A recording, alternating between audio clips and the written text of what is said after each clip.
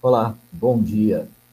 Bom dia a você que está conosco nesse nosso encontro dessa manhã, nessa live. Nós somos aqui a mesma equipe, o mesmo povo do programa Tempo de Cuidar na TV Nestante.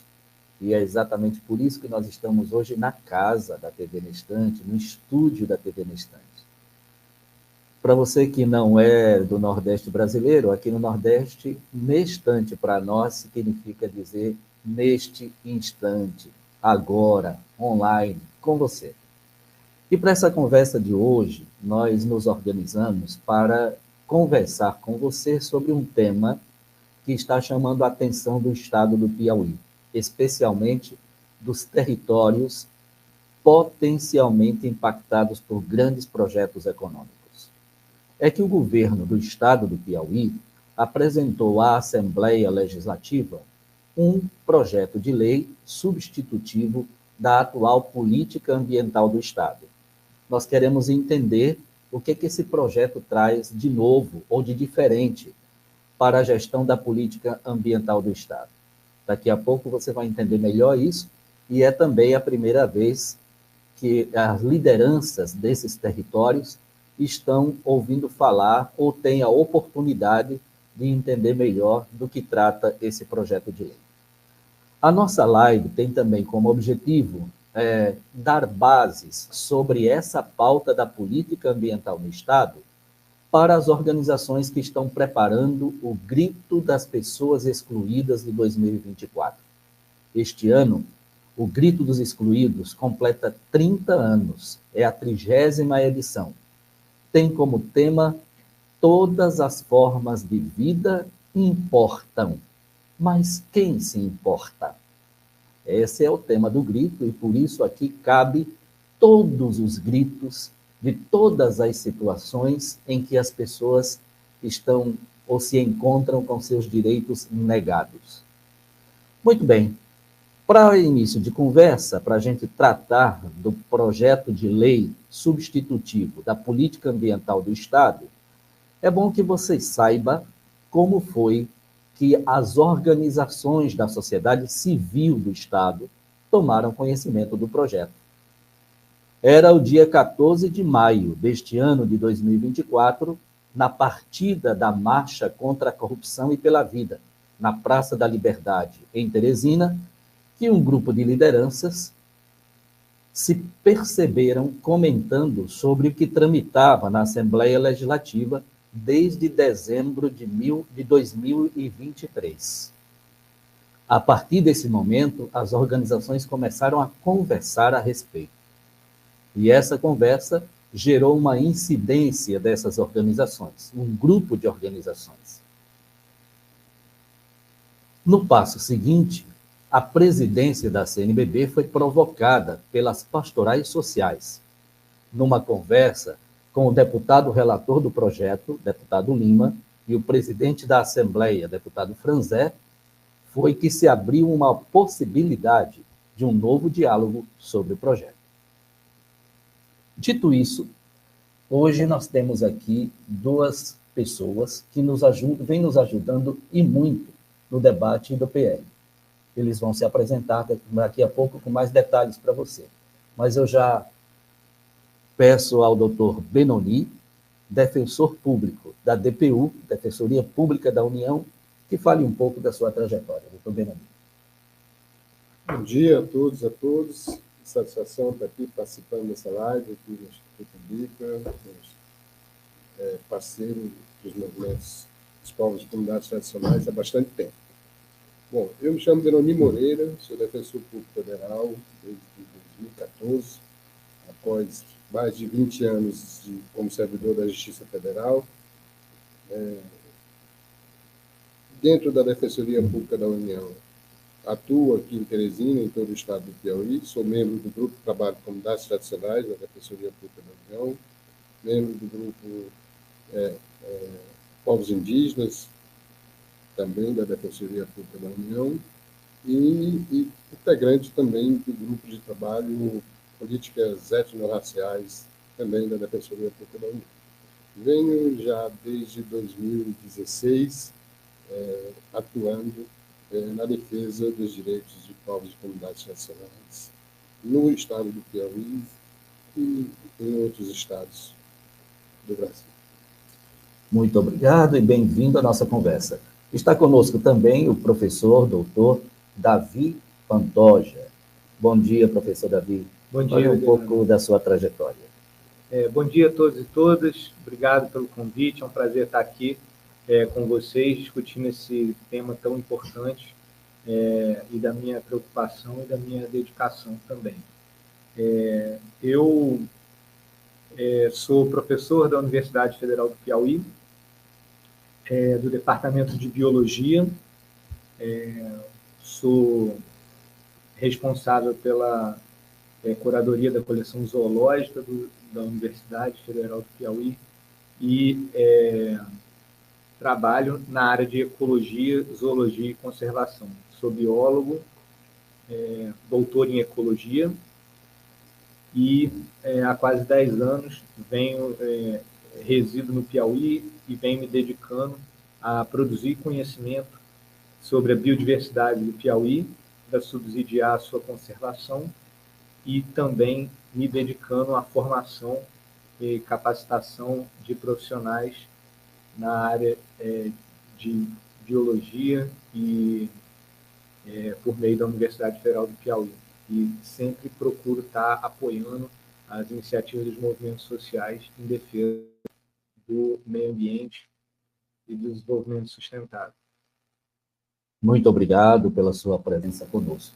Eu sou Hildebrando Pires, da Caritas Brasileira, Regional do Piauí, e da Comissão Brasileira de Justiça e Paz, da CNBB, no Piauí. Professor Davi, olhando para o estado do Piauí, qual é a fotografia da questão ambiental hoje no estado?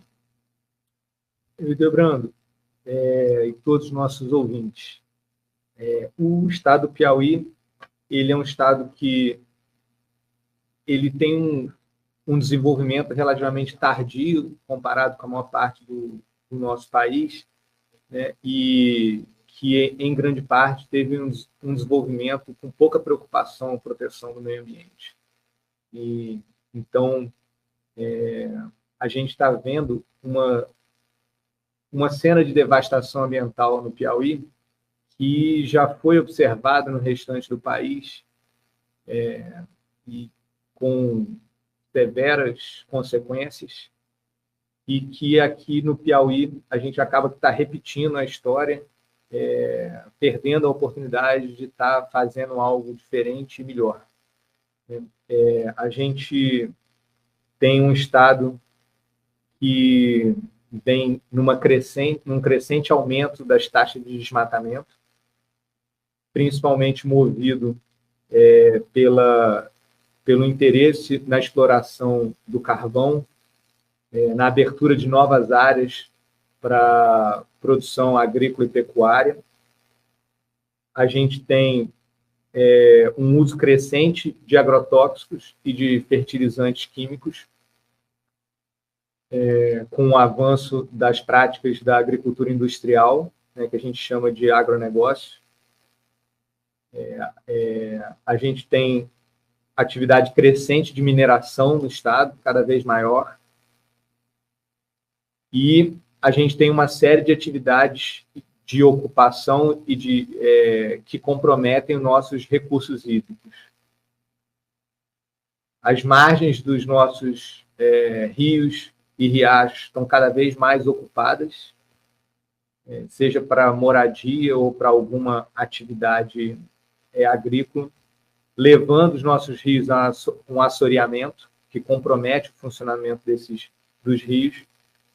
E também, em relação aos recursos hídricos, graças à enorme taxa de desmatamento que a gente vem observando, os territórios do Piauí vêm perdendo a sua capacidade de infiltração de água e de retenção dessa água, o que faz com que a água da chuva ela escoe muito rapidamente e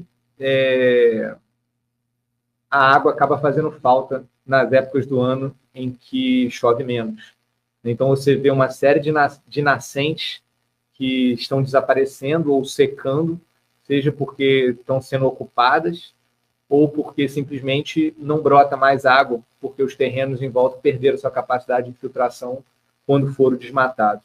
Então, a gente tem uma série de atividades no Piauí que estão aumentando em intensidade e, com isso, está aumentando o impacto, né? Então, a gente tem uma necessidade muito grande de aumento da proteção e de alguma maneira, uma regulamentação que ordene o desenvolvimento, né? Que coloque um regramento capaz de dar uma perspectiva de crescimento com sustentabilidade. Essa é a razão de existir uma legislação, né? Para nos garantir um futuro possível, né? Não é para cercear a atividade de ninguém, né? Pelo contrário, para garantir as possibilidades da nossa existência no futuro. Por isso tem que ter algum regramento, né? Baseado em conhecimento científico, na experiência tradicional, né? De uma forma que a gente possa, de alguma maneira, ter garantias, né? E veja, justamente nessa perspectiva, se a gente não tem um regramento à altura para aumentar a proteção e nos nortear num regramento para que a gente tenha um futuro possível, a gente tem uma cena futura de muitas perdas, né? A perspectiva é de muitas perdas se a gente não fizer nenhuma alteração na legislação e perdas ainda mais severas se a gente fizer alterações negativas, vamos dizer assim, né? Prejudiciais para a proteção do meio ambiente. Então, eu costumo resumir essas perdas como uma perda de soberania, né? Porque quando a gente compromete a proteção do meio ambiente, a gente compromete a nossa capacidade de sobrevivência. Então, aumentando a intensidade desse tipo de impacto que eu listei há pouco, nós vamos ter perda de proteção do meio ambiente, que inclui tanto as capacidades físicas do ambiente, mas também a perda da biodiversidade, né? Quer dizer, os elementos vivos que compõem a natureza, os organismos, as espécies, né? Que são uma fonte de riqueza inestimável, né? Uma fonte de variedade de possibilidades, né? Inestimáveis, que a gente pode aprender e dali tirar benefícios, né? Mas, sobretudo, são os componentes que garantem o funcionamento dos ecossistemas. Se você perde as espécies, o ecossistema não funciona mais, né? De maneira equilibrada. E não é só uma questão de perder algo que nos foi dado quando nós nascemos, quando nós chegamos nesse mundo, mas trata-se também de que o ecossistema, quando ele perde o seu equilíbrio, ele simplesmente deixa de nos oferecer aquilo que nós dependemos. Então, com isso, nós perdemos saúde, nós perdemos qualidade de vida, nós perdemos bem-estar. Então, a biodiversidade, o equilíbrio ecossistema não pode ser perdido. Então, compromete a nossa própria capacidade de sobrevivência, né? Então, eu já falei como os impactos levam à perda do fornecimento dos recursos hídricos, né? E sem água, a gente não tem saúde, não tem produção agrícola, né? Então, quando eu falo perda de soberania, eu estou falando da perda da nossa capacidade produtiva de alimentos, né? Pelo comprometimento das propriedades do solo, que está sendo envenenado, está sendo exposto por causa do desmatamento, perda da capacidade hídrica do solo e da reposição hídrica. Sem água não tem agricultura, não tem alimento. Então, esse é o conjunto dos impactos que eu vejo, o aumento da perda desses elementos essenciais para a nossa sobrevivência. Então, olha só, professor, na sua fala e nesse cenário, nós observamos uma questão muito concreta no extremo sul do estado, doutor Benoni. É nesse cenário que comunidades do extremo sul do estado do Piauí já expuseram, já denunciaram a contaminação dos rios, a matança de nascentes de rios no extremo sul. Nós estamos falando do Cerrado Piauiense, onde já tem um forte impacto para a ocupação de grandes projetos para a produção de commodities, prejudicando a produção de alimento saudável, limitando e até tirando essa possibilidade. Tem comunidades que dependem de um determinado rio e que já não podem mais contar com a água desse rio. E isso tudo está acontecendo já na existência de uma política ambiental, de uma lei ambiental que não está alcançando essa situação. O que é que nós temos hoje como política ambiental? Antes da gente entrar na questão do PL. O que é que nós temos hoje no Estado que a gente pode dizer, tá aqui, isso é o que é a política ambiental do Estado hoje? Doutor Benedito. Mais uma vez, bom dia a todos e todas. Assim, a legislação, a principal lei que disciplina, que regulamenta a política ambiental no Estado do Piauí, ela é relativamente recente. Ela é de 2006. Então, não faz tanto tempo assim. E essa legislação, ela não é a maior responsável, pelos danos ambientais que estão sendo causados, né, ao meio ambiente aqui no Estado do Piauí. O que, na verdade, ocorre é o descumprimento não só da lei geral, que regulamenta a política ambiental, mas de outras normas que foram editadas posteriormente, inclusive regulamentos dessa lei, que não são cumpridos. Então, ao não se cumprir essa legislação que já existe, tem provocado muitos danos ambientais aqui no nosso Estado. Então, assim, quando se coloca uma proposta de superar essa lei através de uma nova legislação, sob o argumento de que se busca melhorar a legislação protetiva do meio ambiente, na verdade, se está tentando passar para a sociedade que os problemas que estão ocorrendo é por conta da legislação existente, quando, na verdade, não é. O problema é que a legislação que já existe não vem sendo cumprida pelos órgãos governamentais e pelos empreendimentos privados. E não ser cumprido significa, por exemplo, que o órgão ambiental do Estado não fiscaliza. É uma das questões. E aí a gente vai agora tratar bem desse projeto de lei substitutivo da política ambiental do Estado. Se nós temos uma legislação, a legislação não alcança as agressões que estão acontecendo ao meio ambiente, porque, de fato, não é aplicada, não é executada, a fiscalização não acontece, os grandes projetos estão muito à vontade e, de repente, vem um projeto de lei para dizer vamos facilitar o licenciamento. Eu vou direto ao principal ponto dessa nossa questão. Vamos facilitar o licenciamento ambiental. O que é que isso significa? Fiquei muito à vontade. É um bate-papo mesmo, não precisa ser ping-pong. Bem, olha, vejamos, como se deu, você, lembrando, no início, fez um resgate de como se tomou conhecimento da tramitação desse projeto de lei na Assembleia Legislativa do Estado do Piauí. Como se deu o envio desse projeto para a Assembleia? É preciso dizer que a Constituição Federal estabelece como dever de todos, de público e sociedade em geral, ela impõe o dever de proteger e preservar o meio ambiente a todos. Esse dever é de todos. Para que isso aconteça, é preciso que tudo que se relaciona ao meio ambiente seja garantido a participação. É o básico.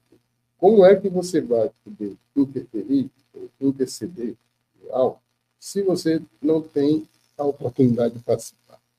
Pois bem, esse projeto de lei, 76, de 2023, enviado pelo governo do Estado do Piauí para a Assembleia Legislativa em dezembro de 2023, ele foi enviado sem nenhuma discussão prévia por qualquer segmento da sociedade civil.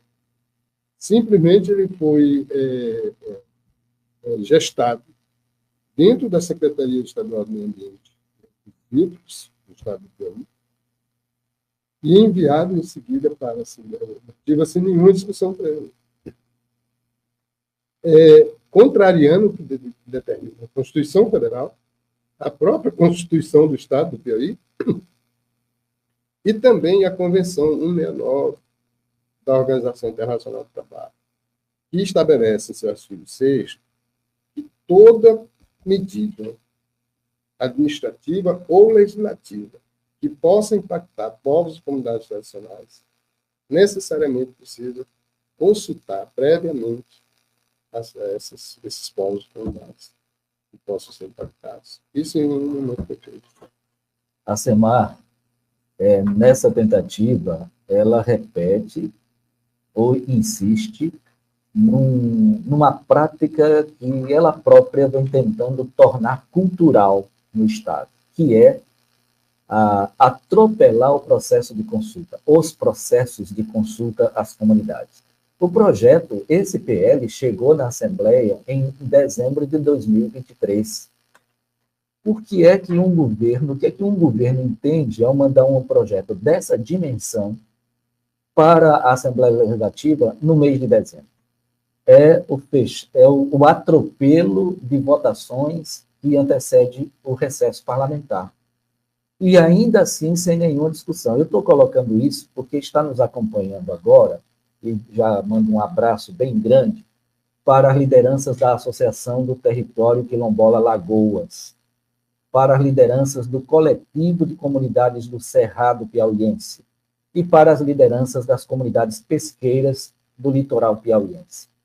Saber disso a essa altura é muito complicado para o funcionamento de um Estado. E nós estamos percebendo o que o senhor acaba de dizer, o que a gente percebe em todos os processos, em qualquer território onde se pretende instalar um grande projeto econômico. Não há consulta. Nessa prática existe uma tentativa de torná-la cultural. Não vai conseguir porque os territórios resistem, né? Mas, por exemplo, a Convenção 169, ela é desrespeitada abertamente. Não há nem cerimônia dos gestores do Estado nesse aspecto. Bom, voltando a um ponto muito importante, o que foi percebido no texto do PL que, além do que nós já discutimos aqui, abre, vamos dizer assim, fragiliza a defesa dos territórios, abrindo uma possibilidade de mais facilidades para licenciamento ambiental. O que era proposto ali? Bem, analisando a proposta original do projeto, o que se percebeu foi que a tentativa de uma extrema concentração de poder na figura do secretário estadual do Meio Ambiente e um total esvaziamento das atribuições de um órgão importante na proteção ambiental, que é o Conselho Estadual do Meio Ambiente. Total esvaziamento. Todas as decisões de relevo ficavam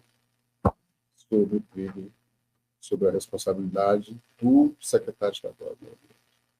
Então, o que se percebeu, já na tramitação do projeto de lei, na Comissão de Constituição e Justiça da Assembleia Legislativa, é que, aparentemente, se encaminhou dispositivos do projeto tão absurdos que acho que já foi como uma margem de manobra para que o governo negociasse, como se estivessem cedendo algo para aprovar o que realmente interessa, o que realmente objetivou o envio desse projeto, que é simplesmente a flexibilização dos processos, dos procedimentos de licenciamento ambiental de grandes empreendimentos. Isso faz parte, está dentro de um contexto de um modelo de desenvolvimento que o atual governo do Estado do Piauí entende como sendo adequado para o Estado, pautado e baseado quase que exclusivamente na exploração de minérios, em grandes empreendimentos de energia, eólica, sobretudo a eólica, desse lado, e na expansão das monoculturas, né, do agronegócio. agronegócio, né, e da pecuária. Então, todas essas atividades de grandes impactos ambientais.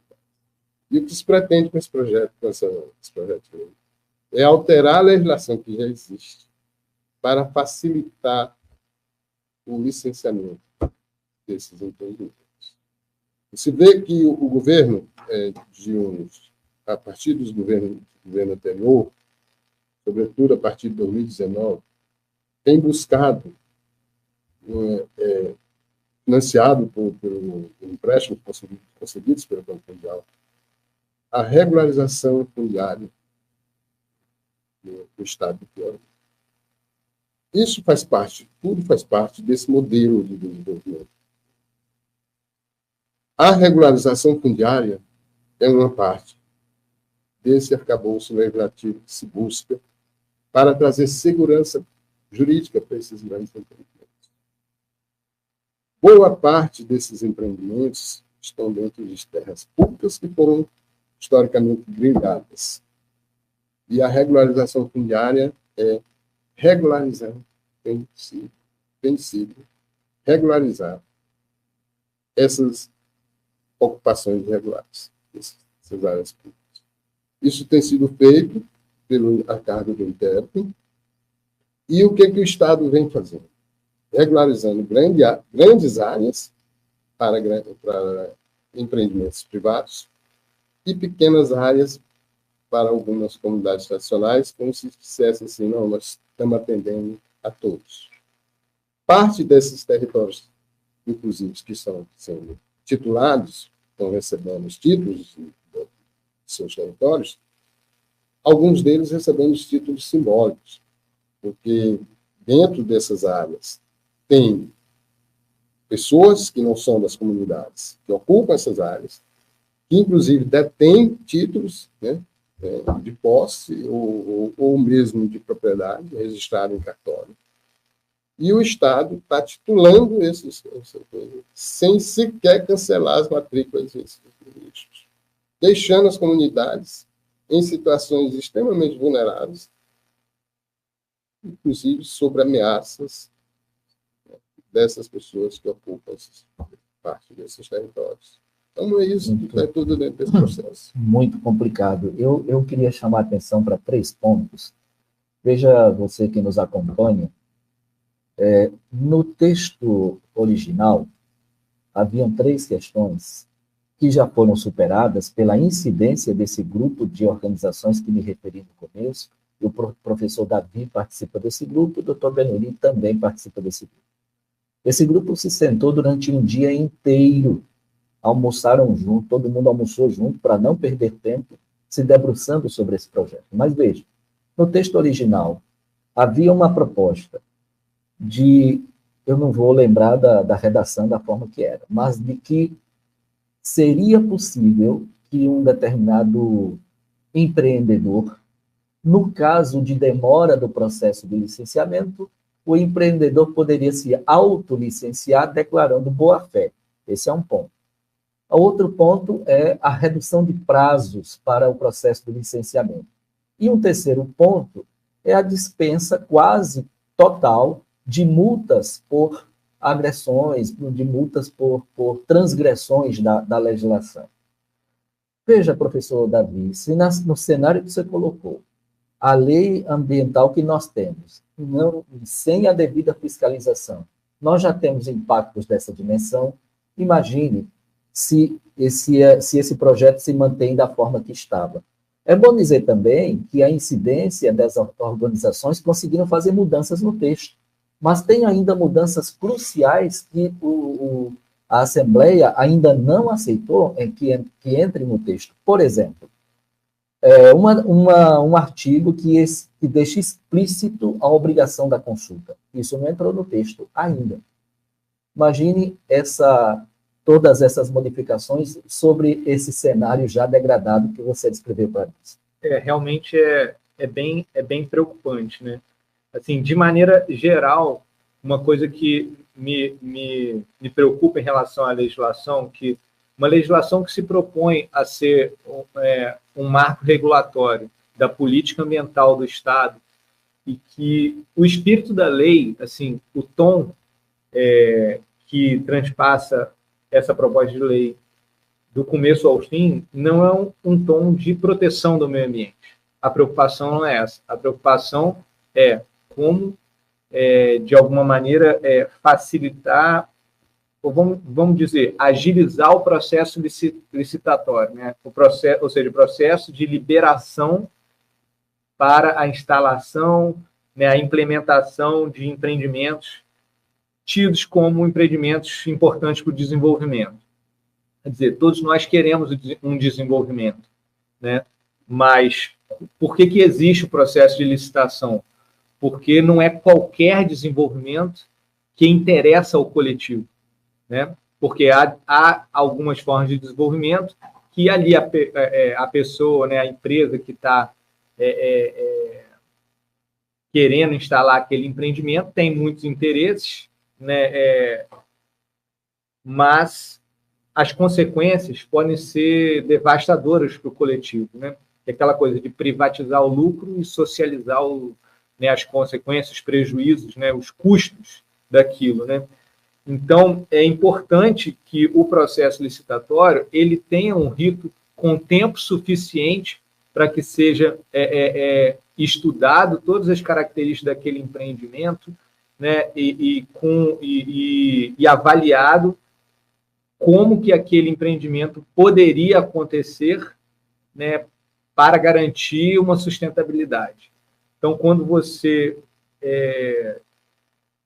tenta passar por cima disso, a gente corre riscos gravíssimos, né, vulnerabiliza, né, porque a chance de ser autorizado um empreendimento que, na verdade, vai ter consequências muito negativas para o coletivo é muito grande, né?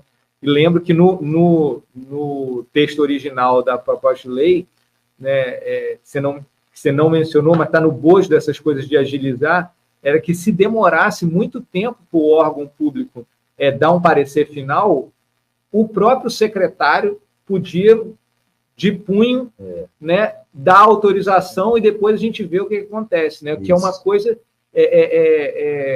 até afrontosa, né? Porque assim, é poder demais. Porque esse tipo de decisão, ele previsto na lei, ele é feito por um conjunto de técnicos de alta qualificação específica na área, né, que faz uma série de averiguações, de ponderações e análises para chegar a uma conclusão se pode ou não pode aquele empreendimento ser instalado da maneira como está se propondo, né, e, eventualmente, fazer sugestões de mitigação ou para poder diminuir o impacto, enfim, alguma coisa nesse sentido, né? Então, passar por cima do conhecimento acumulado, né, e da avaliação técnica. Isso é muito grave. E eu queria, assim, porque nós não estamos aqui só para, vamos dizer, vamos dizer, demonizar a proposta de lei. Nós estamos aqui para poder discutir de maneira positiva, né, como que a legislação pode melhorar. Não é só a preocupação dela tá trazendo pioras, né? Mas o que eu acho que, se a preocupação é essa de agilizar o processo licitatório, né, o que a gente devia fazer era o fortalecimento do órgão ambiental. Né? Ao invés de botar na lei mecanismos que possibilitem que a coisa seja autorizada de maneira prematura, né, sem a devida avaliação técnica, né, a gente deveria estar botando na lei obrigações para que o Estado fortaleça o órgão ambiental, aumente a capacidade do órgão ambiental, né, que o órgão ambiental tem que ter mais técnicos, né, tem que ter possibilidade mais recursos de ação, né, possibilidades de qualificação. Então, a gente precisa de um órgão ambiental maior. Eu penso assim, né, um órgão ambiental maior para qualificar a sua atuação e ampliar a sua atuação. E isso vai ser muito mais efetivo no sentido de estar possibilitando que novos empreendimentos sejam mais rapidamente apreciados e licenciados, né? Só que de uma maneira segura, né? Professor Davi, sem dúvida, esse tem sido a posição e o papel dessas organizações que estão fazendo essa incidência no projeto, né? De qualificar o projeto. É muito importante falar de qualificar o órgão ambiental, porque, veja, chega a ser bárbaro fazer constar numa lei estadual que alguém com poder político desconsidere o parecer técnico vamos imaginar uma licença de operação para uma mineradora, que vai agir. Está louco para agir, vai agir. Quando sai o parecer técnico, não, é contrário, aí não podia ter escavação, aí não podia ter cava, não poderia ter... E aí a coisa já está feita, a destruição já está feita, porque se deu o poder a alguém para politicamente decidir a coisa numa canetada assim. Veja, é bom a gente ter esse cuidado, porque o grupo conseguiu fazer incidências, tem muitas modificações em vários artigos, mas o cuidado que eu sugiro é porque muita coisa que foi modificada explicitamente nos artigos está intrínseco, continua intrínseco em outros artigos. Isso é um cuidado que a gente tem que ter agora no debate do mérito do projeto de lei na Comissão de Meio Ambiente da Assembleia Legislativa.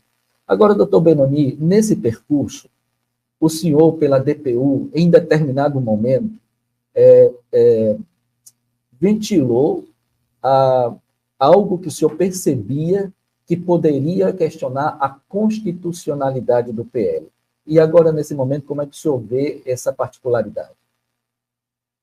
Bem, olha, as alterações que foram feitas na Comissão de Constituição e Justiça, elas não superaram os problemas, né? Tanto na questão da inconstitucionalidade de vários dispositivos, como também na questão da contrariedade à Convenção 69 da OIT, que é um tratado ratificado pelo Brasil e em vigor no país desde 2002. Então, eu vejo se esses aspectos, no decorrer da tramitação desse projeto de lei na Assembleia Legislativa, não forem superados, sim, essa lei, ainda que venha a ser aprovada da forma como está e posteriormente sancionada pelo governador do Estado, ela poderá, sim, vir a ser questionada perante o Poder Judiciário. Agora, eu queria retomar um pouco, também contribuir um pouco com o que o professor Davi acabou de falar. Porque toda vez que a gente faz alguma crítica, seja alguma medida do governo, seja tanto administrativa como legislativa, vem um discurso do governo de que está se fazendo, está se colocando contra por ser contra. Na verdade, as organizações, as instituições que têm intervido na tramitação desse projeto, elas vêm com críticas ao que não se concorda dentro desse projeto, mas também com sugestões. É uma ação propositiva, não é uma ação apenas para criticar, como o professor Davi acabou de falar. O problema é que, muitas vezes, essas proposições elas sofrem uma resistência muito grande por conta do objetivo não declarado do projeto, que é apenas facilitar, como eu já disse, facilitar o licenciamento ambiental. Então, eu vejo que é necessário uma participação da sociedade civil para pressionar para que realmente não se venha a ter uma legislação que, ao invés de aprimorar a proteção ambiental e garantir uma qualidade de vida para as atuais e futuras gerações, tenha a tornar essa garantia ainda menor do que a que já existe. E eu coloco isso como algumas coisas, como, por exemplo, é fundamental para os povos e comunidades tradicionais e para a sociedade como um todo a garantia, expressa na lei, na legislação ambiental, do respeito ao direito de consulta prévia livre, consciente informada dos povos e comunidades tradicionais. Por quê? Porque esses povos, é consenso, todo mundo que se debruça sobre a questão ambiental, que esses povos e comunidades tradicionais, eles são, há muito tempo, os maiores defensores dos ecossistemas do meio ambiente. Eles que estão lá, nas comunidades, nos territórios, são os maiores protetores. E eles precisam ser consultados toda vez que tem algum empreendimento que possa estar afetando o meio ambiente e seus modos de vida.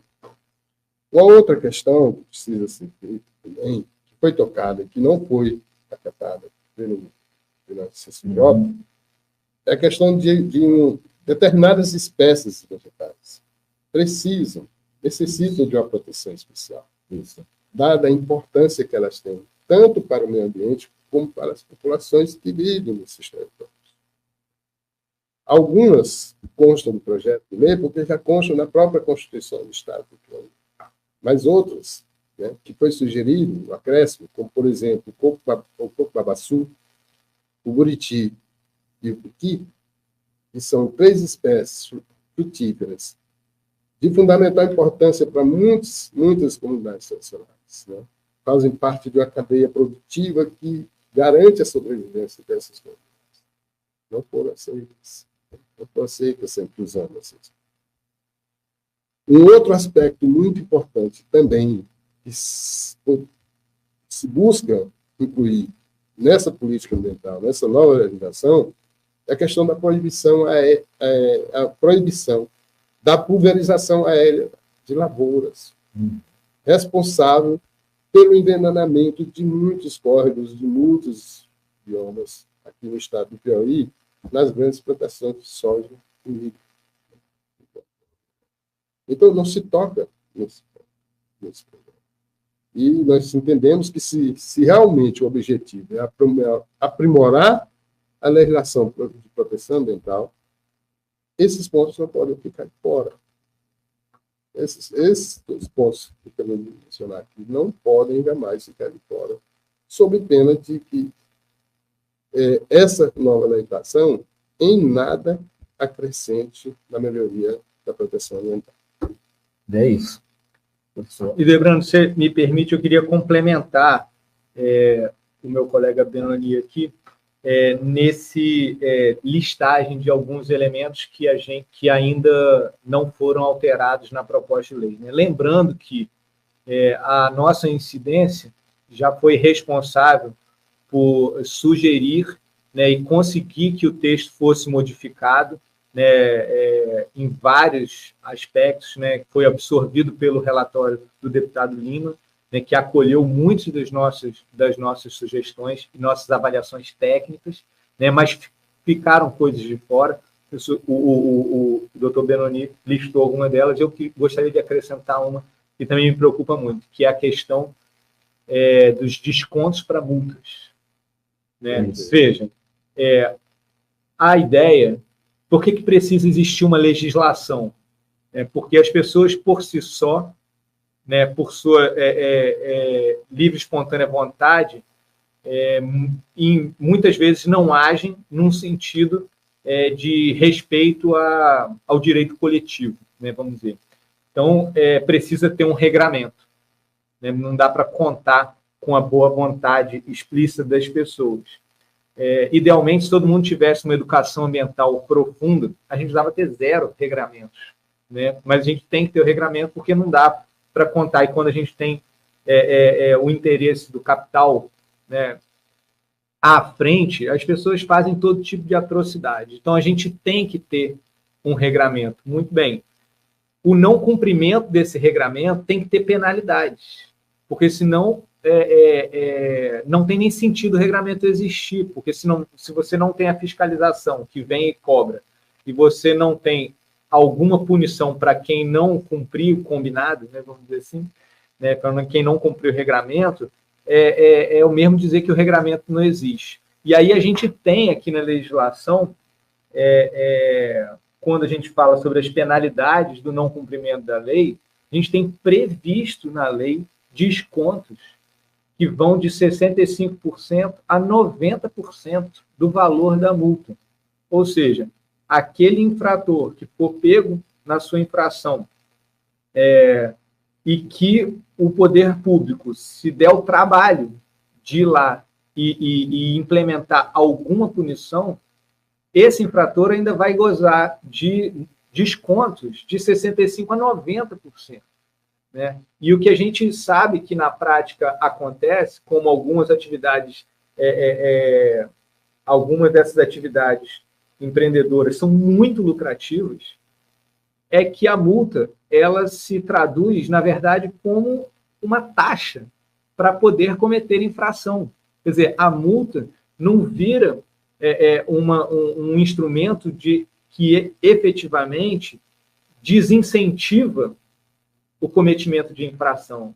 A multa ela entra lá na conta do empreendedor como algo que vale a pena cometer, né, a infração, porque depois ele tira lá um pedacinho do lucro que ele vai ter, paga a multa e fica tudo por isso mesmo. Né? Então, assim, se você tem esses descontos dessa magnitude, você facilita muito que essa cultura seja estabelecida, né? O que é profundamente negativo. Né? Então, é uma coisa que fragiliza muito a implementação de um regramento para ocupação, né, e uso do meio ambiente com o objetivo de sustentabilidade. Dificulta muito, porque praticamente as pessoas vão ignorar o fato de algo ser proibido ou não ser proibido. Né? Então, isso é um ponto que eu acho que precisa muito ser rediscutido e melhorado.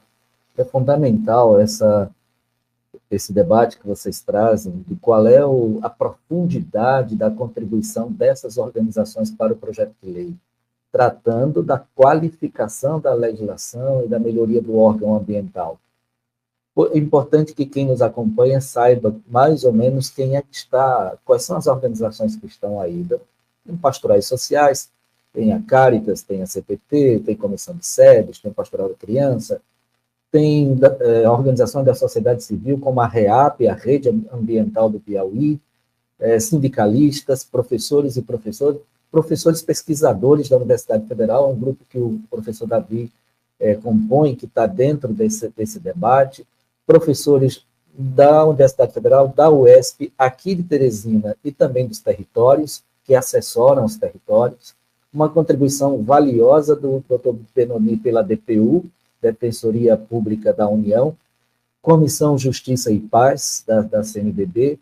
Então, tem aí um grupo de pessoas dedicadas à análise do texto e proposições. Isso aqui é que nós queremos deixar muito bem registrado, para que não fique, doutor Benoni, não fique mesmo não passe mesmo essa impressão de que tem um grupinho de revoltados. Não se trata de grupinho de revoltados.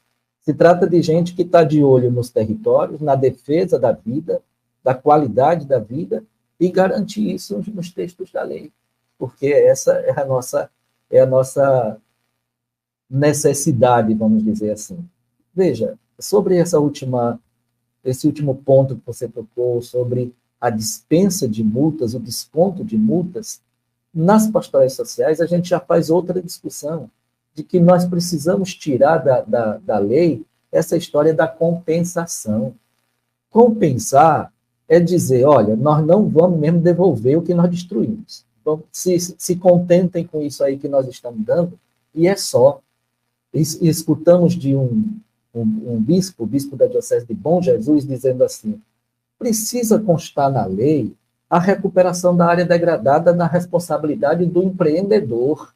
Precisa constar na lei a devolução do que foi tirado do território. Precisa constar na lei, por exemplo, nós já discutimos isso, para que o empreendimento não seja inviabilizado, se vai retirar alguém da sua área, não pode essa família ser retirada para outro lugar inferior ao que ele tinha.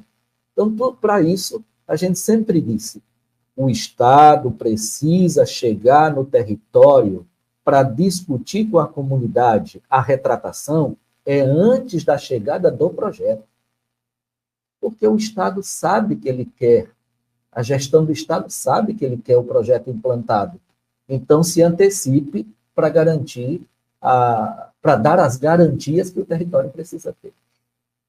Bem, em relação aos que eu acabei de falar para você, pelo professor Davi, eu queria só contribuir com o seguinte: quando se falou sobre a questão das multas, né, lá na CCJ, o relator, da Lima, disse que tinha melhorado porque a legislação anterior estabelecia umas multas muito inferiores à que ele estava propondo, mesmo levando em consideração esses descontos. Isso não é verdade. Esse argumento não é verdadeiro. Por quê? Porque o artigo 16 da Lei 8.094, de 2023, do Estado do Piauí, revogou essa parte, fez um trato diferente, quando se trata, por exemplo, de supressão vegetal, estabelecendo que o desconto das multas não poderia ser inferior ou superior a 50%. Ou seja, no máximo, seria um desconto de 50%. E aí ele vem com a nova proposta legislativa, possibilitando esse desconto de até 90%, como o professor Davi acabou de falar. Entendeu? Então, isso não é aumentar a proteção, muito pelo contrário, está reduzindo a proteção. Sobre essa questão da multa, o professor Davi falou bem quando me disse assim: não faz sentido, não tem sentido nenhum estabelecer uma norma e não estabelecer uma consequência para o descumprimento dessa norma. No direito, a gente chama isso de normas jurídicas imperfeitas. Quando você tem uma norma que, se ela for descumprida, não gera nenhuma consequência para descumprir essa norma. É o que está acontecendo nessa proposta em relação à infração à legislação ambiental. Ora, tudo na iniciativa privada, e até mesmo no Estado, no poder público, é precificado. Então, se a iniciativa privada, que tem a intenção do lucro, se ela entende que, se descumprir a legislação ambiental, mesmo assim ela vai obter uma vantagem, ela vai descumprir. Ela vai descumprir. Está autorizada a descumprir. Se previamente ela já está sabendo qual vai ser, que ela vai ter um atenuante, né, de até 90% da multa, ela vai ver: não, pago a multa sem problema, vou ter um lucro muito maior com a destruição do meio ambiente. Então, são situações, são exemplos de como essa legislação ela precisa ainda ser aprimorada. E isso, se bem colocou, não se está aqui, né, pessoas tratando sobre um assunto sobre o qual não se entende. Muito pelo contrário, todas essas tentativas de incidência na tramitação desse projeto, elas precisam se dar, né, através do intercâmbio entre o conhecimento técnico especializado e o conhecimento tradicional dos povos comunidades tradicionais. Isso é que vai fazer com que, se houver essa compreensão do governo do Estado, da Assembleia Legislativa, para se trilhar por esse caminho, aí sim nós poderemos ter uma legislação realmente que aprimore e que melhore a proteção ambiental aqui no Estado. Por isso a gente precisa mesmo constar no texto da lei a obrigatoriedade da escuta dos territórios, especialmente indígenas, quilombolas, já previsto na Convenção 69, a consulta prévia, livre e informada. Exato. Sobre o que o professor Davi falou, sobre a questão da estrutura do órgão ambiental, da Secretaria Estadual do Meio Ambiente, a necessidade de uma boa estrutura, eu vou dizer o seguinte: a partir de 2019, salvo engano, com o primeiro empréstimo do Banco Mundial para o Estado do Piauí, para a questão da regularização fundiária do Estado, a Secretaria Estadual do Meio Ambiente foi um dos órgãos mais beneficiados do Estado do Piauí com esse programa, esse projeto do Estado do Piauí. E hoje, eu não tenho a menor dúvida de que a Secretaria Estadual do Meio Ambiente e Recursos Hídricos, juntamente com o INTER, são os órgãos melhor equipados, né, em termos tecnológicos do Estado do Piauí. dotado de equipamentos de altíssima tecnologia, capaz de monitorar o estado inteiro. Secretaria Estadual do Meio Ambiente, via satélites, ela tem condição de fazer isso. Agora, é preciso, sim, aprimorar, e concordando com a fala do professor Davi, na questão da fiscalização ambiental. Para isso, é preciso querer fiscalizar. É possível chegar e é preciso aprimorar a questão da fiscalização ambiental. E, para isso, precisa realmente contar com um quadro de pessoal qualificado e melhorar em termos de estrutura funcional para que ela possa dar conta dessa demanda. Eu gostaria de acrescentar uma coisa, até dialogando com os movimentos sociais, a população rural, né, de agricultores do Piauí, nesse sentido da questão da aplicação da multa, da fortalecimento do órgão ambiental. Eu queria acrescentar o seguinte: uma coisa é você ter aplicação de descontos da iniciativa privada, de grandes empreendedores, né, ou até, mas a outra coisa é quando você tem uma população, muitas vezes, acuada, né, assim, exprimida numa cena sociopolítica que, com poucos recursos de desenvolvimento, e às vezes se sente obrigada a fazer coisas que não são permitidas na lei e às vezes são multadas. E aí a contra-argumentação que nós ouvimos, né, ao discutir essa temática é que essa parcela da população jamais teria condição de pagar as multas, e é verdade, né, e que então esses descontos, né, beneficiariam essa parcela da população. Bom, o que eu penso sobre isso? Né, primeiro, tem que ficar claro que essa não é a situação para todos os infratores, é uma parcela específica dos infratores, isso tem que estar muito bem especificado na lei, né? Mas, mais importante do que isso, no aspecto de fortalecimento do órgão ambiental, o que eu não vejo que está na política ambiental que falta? Não tem um direcionamento de como chegar a essa parcela da população antes dela cometer a infração. Né? Então, assim, a assistência técnica, tanto do ponto de vista da produção agrícola, ele tem que vir de mão dada com o acompanhamento do órgão ambiental. Né? Então, assim, por quê? Não é para essa parcela da população se sentir obrigada a fazer ilícitos do ponto de vista ambiental. Ela tem que estar instrumentalizada, capacitada tecnicamente e apoiada de diversas formas, né, com recurso público, com acompanhamento técnico, para não se encontrar em situação de cometer infração. Então, tem que ser antecipado isso, porque essa previsão de apenas dar desconto para o infrator, porque, coitado, ele não sabia, ele estava numa situação difícil, me parece uma política pública atrasada.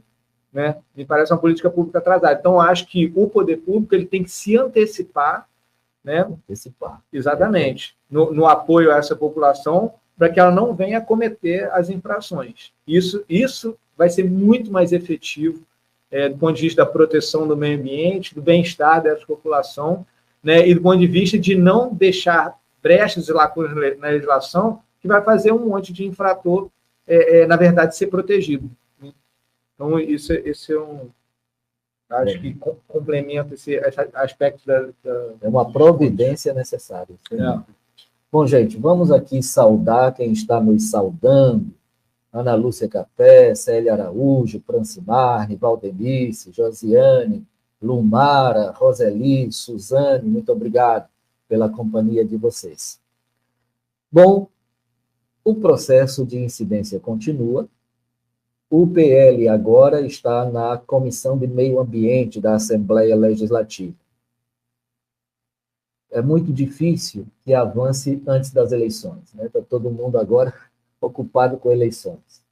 Mas a Comissão do Meio Ambiente é presidida pelo deputado Wilson Brandão e tem como relator do PL na comissão o deputado Henrique Pires. E as organizações já tiveram uma primeira conversa com o deputado Henrique Pires, doutor Benoni. O que foi essa conversa? O que as organizações propuseram nessa fase do trâmite do PL? Bem, antes de responder a sua pergunta, objetivamente, eu queria só fazer mais um aspecto sobre os problemas que existem nesse projeto de lei que está tramitando na Assembleia Legislativa. Como se sabe, né, isso é pacífico na jurisprudência, na doutrina, né, os especialistas que tratam sobre o meio ambiente, que a legislação ambiental, toda a legislação ambiental, ela é pautada em vários princípios. Dois dos quais, assim, dos mais importantes, são os princípios da prevenção e da precaução. Toda a questão ambiental, ela tem como pilar esses dois princípios, prevenção e precaução, para evitar danos ambientais. No entanto, esse projeto de lei, ele em nenhum momento toca em nenhum desses dois princípios. Em nenhum momento. Ele fala do princípio da boa-fé, que é estranho, totalmente estranho ao direito ambiental. Ele fala do princípio da oportunidade da administração, quando fala que o licenciamento pode ser concedido, inclusive, por recurso de prazo, de acordo com a oportunidade da administração, e fala no princípio da livre iniciativa. Ou seja, todos esses princípios eles são totalmente estranhos ao direito ambiental, mas é o que consta no projeto, ao contrário do que deveria constar. Os princípios da prevenção e da precaução. Bom, respondendo a sua pergunta, nós estivemos, no início do mês, reunido com o deputado Henrique Pires, que é o relator desse projeto de lei na Comissão de Meio Ambiente da Assembleia Legislativa do Estado do Piauí. E nos apresentamos, falamos para ele da necessidade, das nossas preocupações, tudo que a gente já comentou aqui nessa live, sobre isso. E apresentamos como sugestão que ele, durante a tramitação do projeto de lei na Comissão de Meio Ambiente da Assembleia Legislativa, que se abra a oportunidade para fazer o que deveria ter sido feito antes, que é abrir a discussão do projeto para a sociedade civil, para a participação da sociedade civil. Inclusive, apresentamos uma proposta de que, como o Estado, às vezes, o deslocamento até a capital do Estado é oneroso, uma dificuldade grande para boa parte das populações, dos povos e comunidades nacionais, sobretudo os que estão mais distantes da capital, que se fizesse audiências públicas itinerantes. Né? Em alguns, não precisava ser em todos, mas pelo menos em alguns territórios de desenvolvimento do Estado. Por exemplo, Serra da Capivara, Vale do Itaim, Mangabeiras, Litoral, os Cocais, enfim, alguns, né, aí, conversando com os povos e comunidades tradicionais, se definiriam quais seriam os locais dessas audiências públicas, para facilitar e ampliar a discussão, né, com a sociedade civil e com os povos e comunidades tradicionais. Ele não se mostrou muito receptivo a essa proposta, mas eu creio que essa é uma forma, seria a melhor forma, entendo que seria a melhor forma de garantir uma efetiva participação da sociedade civil e dos povos e comunidades tradicionais. Porque se fizer somente aqui na capital, né, vai ficar muito difícil para fazer e vai parecer aquela coisa só pro forma, para dizer o que feito. Né? Então, assim, se realmente se quer ampliar e discutir como realmente precisa e é uma obrigação do Estado brasileiro, caso do Estado do Piauí, fazer essa consulta, o Estado tem que proporcionar as condições para que essas pessoas possam participar. E uma dessas condições é levar essa discussão até onde eles estão, e não trazer algumas lideranças para cá para fazer essa discussão apenas aqui na capital do Estado. Então, o deputado não garantiu que faria isso, mencionou que o projeto dificilmente teria uma tramitação substancial durante esse processo eleitoral e cabe à sociedade pautar isso, essa necessidade de ampliar essa discussão através dessas audiências públicas descentralizadas. E da parte da sociedade civil, esse conjunto de organizações tem aí um grande desafio de mobilizar os territórios, né? Essa live é uma das contribuições para que as lideranças nos territórios que estão nos vendo, nos ouvindo agora, a live vai ficar gravada, então tem muita possibilidade de ampliar esse debate com os elementos que foram colocados aqui, para que as lideranças dos territórios estejam muito atentas na possibilidade de abertura dessas audiências públicas. Porque a gente vem discutindo que é fundamental que as lideranças dos territórios dialoguem com o legislador, com os deputados dessas comissões. Né?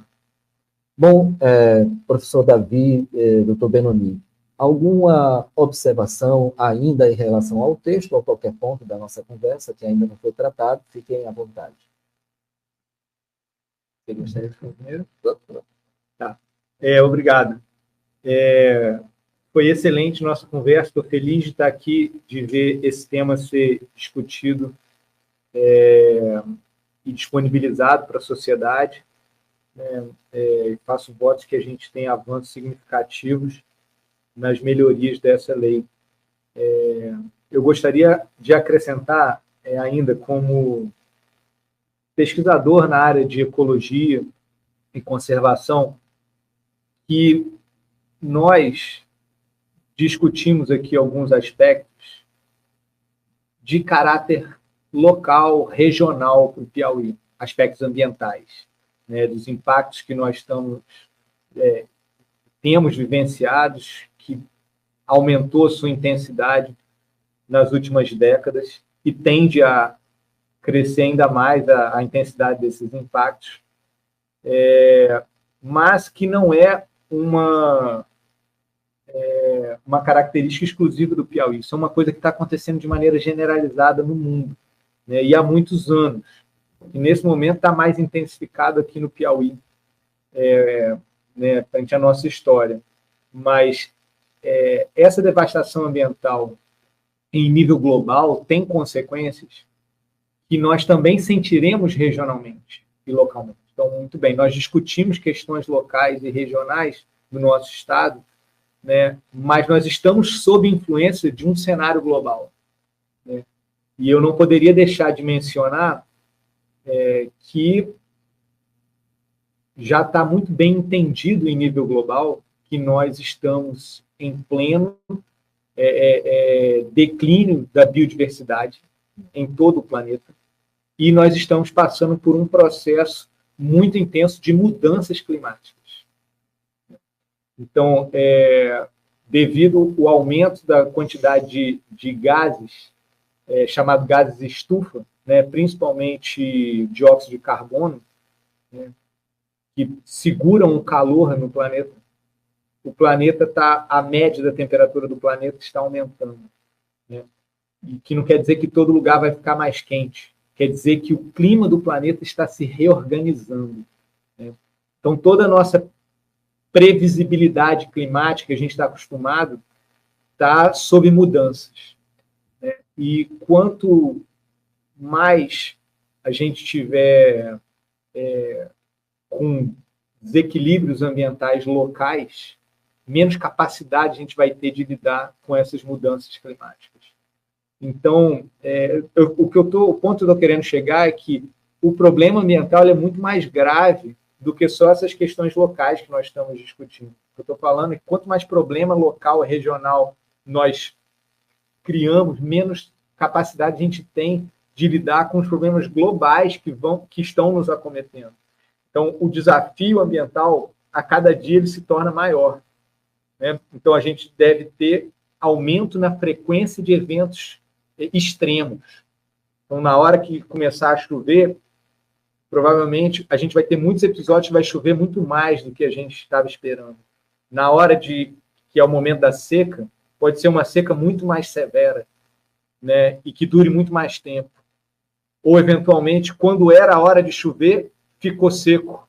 E aí você botou a semente no solo e não choveu, né? Mas era a época de chover. Mas o clima do planeta está se reorganizando, está se modificando, né? Então, a gente, nesse cenário de mudanças climáticas globais, tem que ter um cuidado extra em relação ao meio ambiente, porque tem muita coisa que vai fugir ao nosso alcance. Olha o que aconteceu lá no Rio Grande do Sul, né? Aquelas enchentes intensas, né? Assim, o que nós podemos esperar do que vai acontecer com o Piauí?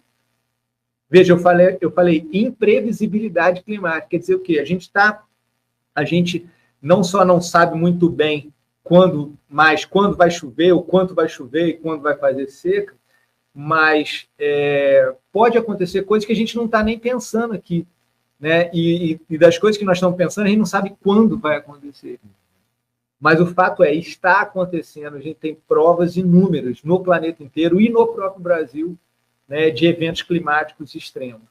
Então, a gente não pode perder isso de perspectiva, né? Está ficando cada vez mais desafiador por coisas que nem foi aqui no Piauí que nós fizemos, nem foi a mata que nós desmatamos, o rio que nós não cuidamos, a nascente que nós perdemos. São coisas, assim, por causa do desmatamento na Amazônia, por causa do desmatamento lá no outro continente, né, que está levando o planeta todo a se reorganizar climaticamente, e nós vamos sofrer as consequências. Quanto mais a gente detonar o nosso meio ambiente aqui, menos capacidade de lidar com essas mudanças a gente vai ter. Quanto mais desorganizado do ponto de vista do regramento ambiental, do uso dos recursos naturais a gente tiver, mais consequência nós teremos. Quanto menos organizado nós tivermos no sentido de apoio técnico, né, à sobrevivência e etc., menos capacidade a gente vai ter de lidar com os problemas à medida que eles forem aumentando em frequência e intensidade. Obrigado, professor. Agradecer o convite de estar aqui participando dessa live, dessa discussão sobre esse projeto. Dizer que, de fato, professor Davi, o que você falou aí sobre esses riscos sequer conhecidos, né, dos problemas ambientais, né, que incide, por conta disso que incide o princípio da precaução. Exatamente esse princípio trata sobre questões dos riscos ainda sequer conhecidos pela técnica, né, atual. Né? Bom, eu queria finalizar minha participação nessa live fazendo a seguinte ponderação. Né? Toda vez, como eu disse, toda vez que se coloca, se questiona alguma medida, vem logo em seguida os argumentos do próprio governo, né, no sentido de tentar desqualificar essas manifestações, no sentido de dizer que porque é contra, simplesmente por ser contra ou para fazer qualquer tipo de oposição. Nós não participamos, não temos filiação partidária, porque eu fui filiado partido político nenhum. E as nossas intervenções é no sentido de colaborar para que tenhamos uma legislação melhorada. Então, a primeira pergunta que eu gostaria de fazer sobre esses aspectos o que se busca, né, que se propala, é que as ações são voltadas para buscar o desenvolvimento econômico do Estado. Aí, eu me pergunto, e faço essa pergunta para a reflexão de todos e todas. Desenvolvimento econômico para quem? Por que eu faço essa pergunta? porque há estudos técnicos provados, né, da Fundação Getúlio Vargas, que dizem que os empregos gerados por esses grandes empreendimentos, eólicos, do agronegócio, da mineração, eles são irrisórios para a população local, onde esses empreendimentos se instalam. São irrisórios e ainda são, a maioria deles, somente nas fases iniciais da implementação dos projetos. Então, quando se fala que esses empreendimentos vão gerar emprego, vai trazer desenvolvimento para a região, tudo isso aí são falácias. Isso não tem ocorrido na realidade. Vão gerar empregos diretos, empregos indiretos. Porque tudo são voltados para a produção de commodities, voltadas para o mercado externo e produzidos através de tecnologias altamente mecanizadas. Então, tanto a mineração como as monoculturas, elas empregam muito pouco mão de obra. E como não tem o processo de industrialização, né, dessa produção no estado do Piauí, são exportados, o minério de ferro é exportado, o minério de ferro, não tem uma cadeia produtiva que beneficie esse minério aqui no próprio estado, isso não gera emprego, quase não gera emprego, esses empreendimentos.